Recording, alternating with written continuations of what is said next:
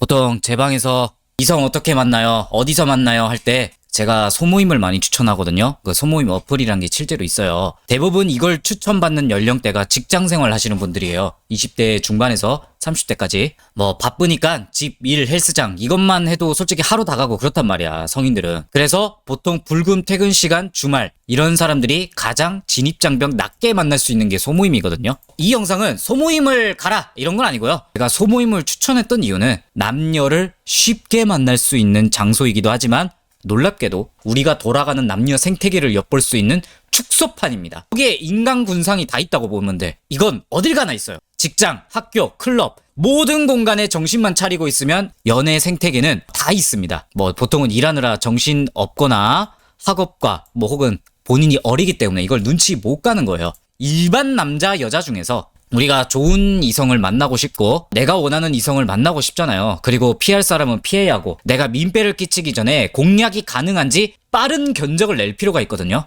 그러려면 어느 정도 우리 주위에 분포되어 있는 남녀가 어떤 종특을 가지고 있는지 알고 있어야 됩니다. 물론 개개인으로 파고들면 이 유형도 솔직히 나눈다는 게 불가능하긴 한데 재미로 큰 카테고리로 보자는 겁니다. 이걸 저는 제 경험을 바탕으로 지극히 주관적인 관점으로 대략적으로 연애 생태계에는 어떤 사람들이 분포되어 있는가 이걸 한번 씹으려 보도록 하겠습니다. 일단 이게 기본이야. 일반 남자, 일반 여자인데요.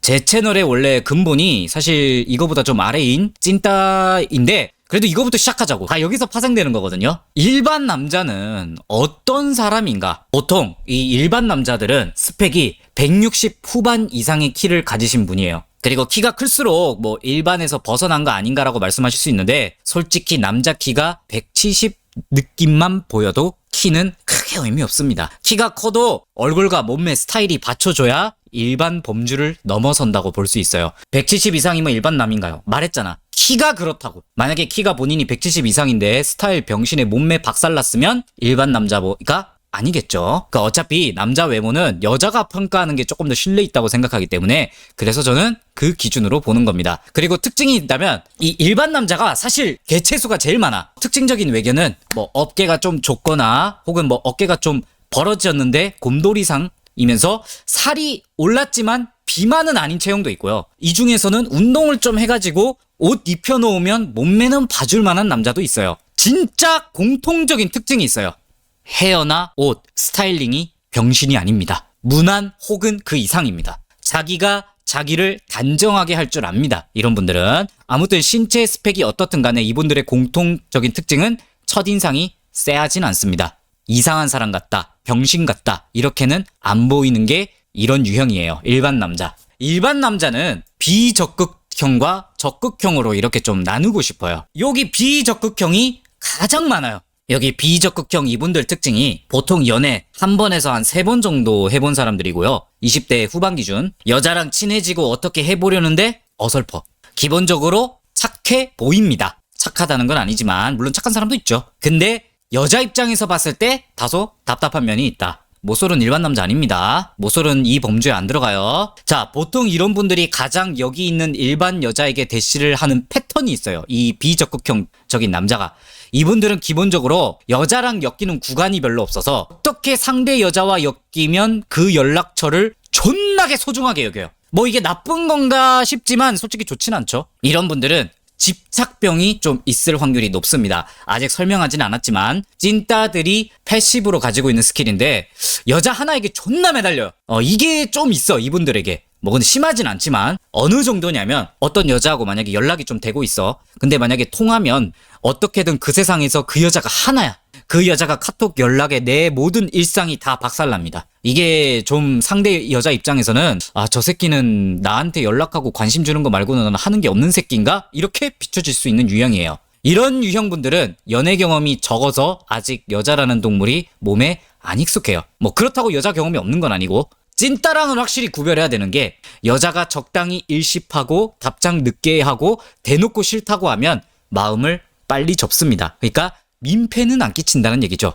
기본적인 인간성은 탑재하고 있다. 비적극형 남자는 일반 여자에게 이렇게 화살표를 쏜다라고 볼 수도 있겠죠. 비적극형 남자라서 또 다 같은 게 아니야. 여기 분들이 외모 다 다를 거고 좋아하는 취향 코드가 다 다릅니다. 그래서 종종 이 일반 여자분들이랑 어떻게 엮여서 로또가 터져서 취향이나 코드가 잘 맞아서 일반 여자분하고 종종 연애가 잘 됩니다. 뭐 운빨이라고 말할 수도 있지만 사실 이 카테고리 일반 남자 카테고리에 있으신 분들은 여자가 막 자랑할 만한 스펙은 아니지만 어디 가서 네 남친이라고 했을 때 부끄러운 외모는 아니에요. 돌아다니는 남자 1, 2 정도인 거야. 이 비적극형 남자분들마다 다르겠지만 이게 좀 아쉬운 현실이 있는데요. 이분들한테 이 비적극형 남자가 간혹 엮이시는 분들이 있어요. 바로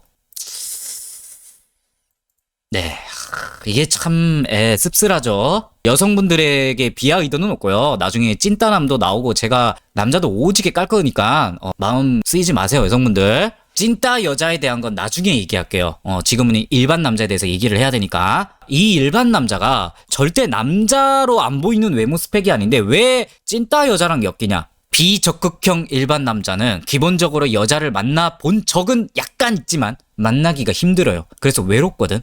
그래서 일반 여자한테 개 조 털리고 나서 그거 그냥 외로움 해소하려고 여자가 옆에 있으면 좋겠다라는 위안으로 찐따 여자한테 들이대는 겁니다. 일반 남자가 병신같이 들이대도 이 찐따 여자들은 좋거든. 왜냐면 찐따 여성 기준에서 이 일반 남자는 상향 지원이란 말이야. 거부할 이유가 없죠. 그래서 어차피 끝날 연애지만 이렇게 잠깐 일반 남자가 머물러 가는 용도로 찐따 여자를 거쳐가는 경우가 있다. 여기 밑에 일반 남자인데 적극형 일반 남자. 이분들은 주로 여성분들에게 적극적이에요. 보통은 일반 여자한테 많이 들이대요. 공격적으로 들이댑니다. 비적극형 남자와 수준이 달라. 얼핏 보기에 겉으로는 비슷해. 수준이 하는 행동이 아예 달라. 그냥 미친놈처럼 말 거는 거에 익숙해요. 물론 이렇게 한다고 해서 다 좋은 반응이 나오는 건 아닙니다. 근데 여자가 거절해도 알바노야. 이런 애들한테 빠꾸가 없어. 내가 여자를 꼬시기 위해 일단 지르고 보는 새끼들입니다. 여자가 좋아하면 땡큐, 아니면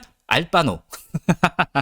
이 비적극형 일반 남자랑 결정적인 차이가 이분들은 여자 반응 하나하나에 신경을 안 써. 여미새랑은 달라. 문어발이라고 하는 게 조금 더 맞는 표현인 것 같아. 여미새는 그 여자를 빨아주는 거잖아요. 그 여자가 뭔 짓을 해도 편들어주고 그런 거잖아요. 그러니까 얘네들은 여자를 많이 만나고 싶어서 그냥 이것저것 다 갈겨대는 거야. 오히려 나중에 나올 텐데 여미새는 오히려 찐따 남자들이 여미새 짓을 많이 하죠. 여자들이 여미새라고 부르지 않는 이유가 있어요. 이 적극형 남자들은 한 장소에서 안 이럽니다. 좀 대가리를 잘 써요.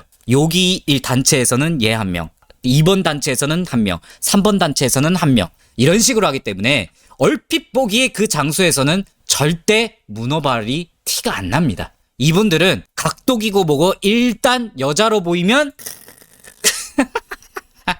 아니 물론 오해하시면 안 되는 게 일반 남자 카테고리에서 적극적이신 분들은 빠가가 아니에요. 그래서 한 단체에서 문어발 안 걸칩니다. 다른 데서 이렇게 작업질을 치고 있는 거겠죠. 옆집 동생이 한창 연애를 할 때 이 짓을 밥 먹듯이 했습니다.